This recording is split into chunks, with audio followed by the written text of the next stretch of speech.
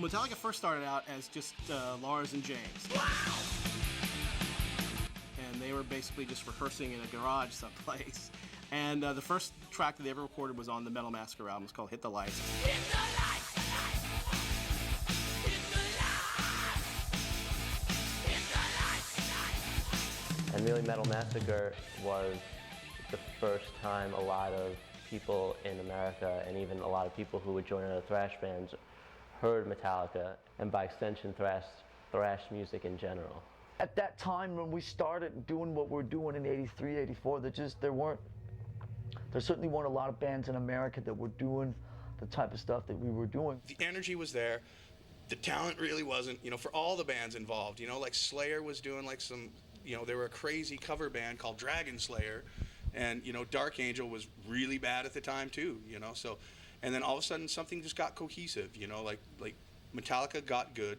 Everybody said, well, look, we got to step our, you know, our act up. We were all looking for the most extreme stuff, and back in the day, the most popular stuff was stuff like Merciful Fate, Venom, you know, Motorhead. And then this band came into town called Metallica. That was the sound that everyone was looking for, but no one could, you know, actually execute. Until Metallica came along, and it kind of showed everyone how to do it. Well, the classic early Metallica lineup that a lot of people think of is, of course, Lars, James, Cliff Burton, and Dave Mustaine, who went on to form Megadeth. The Metallica was like the rulers of the scene back then, not only because they were making great music, but mostly because when they came to the scene was totally altered by their comings and goings of people in the band and what they were doing or not. They kind of affected every band that they touched. They moved up to San Francisco, got a record deal, swapped Kirk Hammett out from the huge local favorite band Exodus, sent Dave Mustaine spinning back to Los Angeles where he formed Megadeth and vowed his revenge on Metallica. And while recording their album in New York City, blew the minds of Anthrax. Yeah, Metallica inspired Anthrax. We were like, holy shit, we saw those guys rehearse in the music building in Jamaica, and it was very intense. You know, there are pockets of bands in LA and pockets of bands in New York that played heavy metal, you know, but it was Metallica that brought it up to the next level.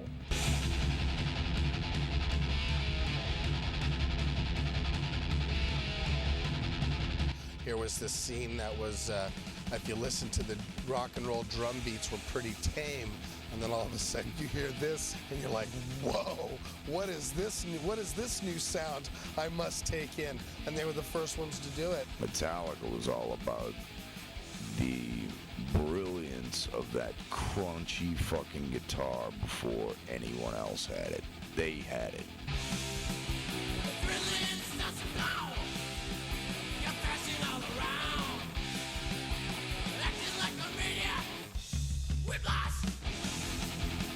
Thrash was an evolution. It wasn't created. I think Metallica, especially with Kill 'Em All, turned everyone's head. The impact of Kill 'Em All, the very first album, just blew everybody away. It was just so far ahead of its time. It was the ultimate thrash album. After Kill 'Em All came out, all the bands, the independent bands that got signed afterwards were just totally fast, you know? Just totally aggressive, just totally just like going for it, you know, and trying to be as thrashy as possible.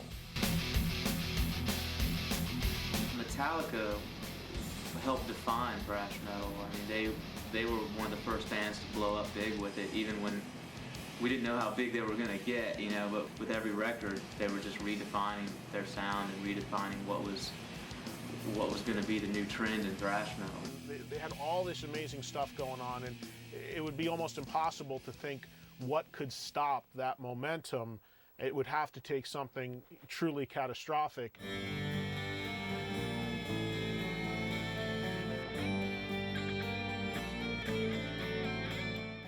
In September of '86, Metallica probably received the biggest blow, probably still to this day in their career. I'm sure they would say that.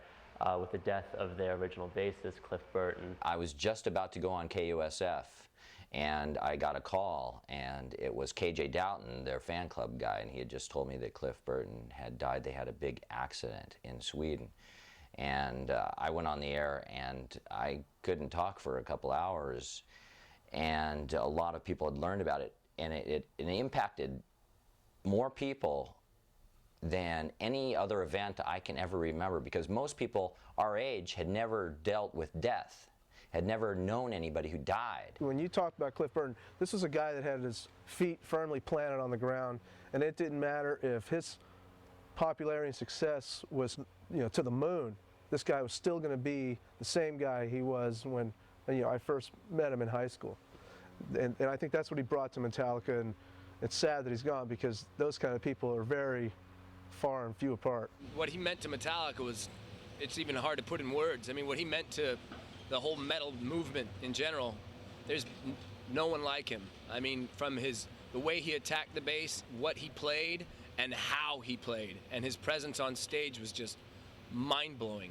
In a lot of heavy metal circles, Metallica is still really great, but I think they were pretty much at their greatest when they had Cliff Burton in the band.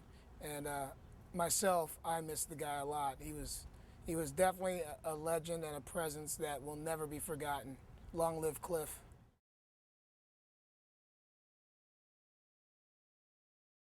You saw them kind of gradually move away from thrash. And a lot of people feel that if Cliff had lived, that might not have been the case, and that he might have kept the band more pure to what they started out doing. But I don't know if that's so true. I mean, Metallica ended up becoming, overall, the biggest metal band really ever, one of them at least. I think Metallica is the Black Sabbath of our generation, the Led Zeppelin of our generation. And I think, Metallica, obviously, first 4 records, classic. First 5 records, classic. They're the forefathers. We wouldn't be doing this without Metallica, without having heard Metallica. So they have, forever everyone's respect in metal for breaking through and doing what they did and helping totally define the genre.